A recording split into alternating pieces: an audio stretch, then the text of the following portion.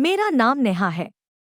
मैं अभी 23 साल की हूँ, लेकिन देखने में मेरा शरीर पूरी तरह से जवान औरत जैसा है। मेरी शादी अभी 3 महीने पहले ही हुई है। मेरी हाइट 5 फुट 4 इंच से अधिक है।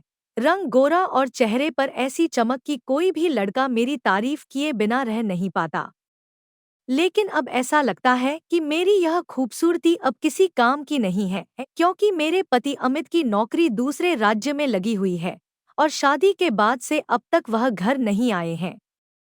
मेरे ससुराल में मेरे 18 साल के देवर करण और ससुर शिवनाथ जी ही रहते हैं।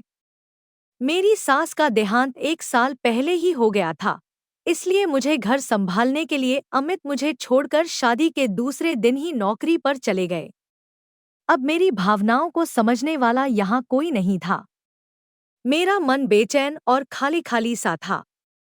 पति तो पिछले 3 महीने से घर नहीं आए थे। करण की हाइट मुझसे थोड़ी कम थी और वह दुबला पतला लेकिन हैंडसम नौजवान था। वह मुझसे खुलकर बात करता और मैं भी उससे अपने मन की बातें साझा करती।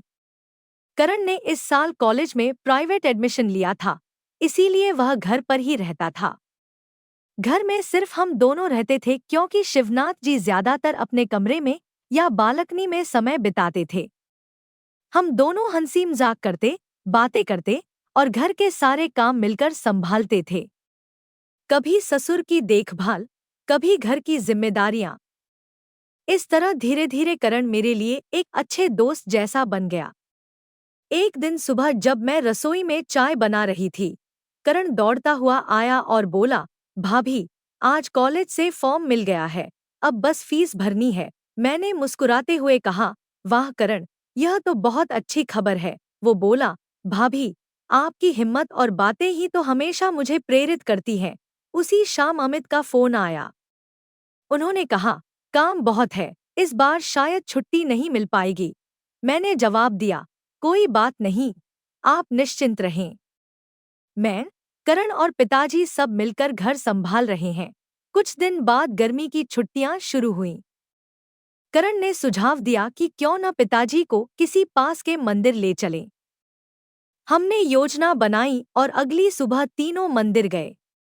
वहां की शांति और खुला माहौल देखकर शिवनाथ जी के चेहरे पर मुस्कान लौट आई। वापसी में करण बोला, भाभी, आपने हमारे घर को पूरा कर दिया। मैंने हंसकर कहा, और तुमने मुझे एक प्यारा भाई दिया। अब मेरा ससुराल एक सुंदर और प्यार भरा घर बन चुका था। पति का फोन, देवर की दोस्ती और ससुर की स्नेहिल छाव मिलकर मेरी जिंदगी को संवार रहे थे। मैं जानती थी, आने वाले दिन और भी सुंदर होंगे क्योंकि इस घर में अब हर कोई एक दूसरे का सहारा था।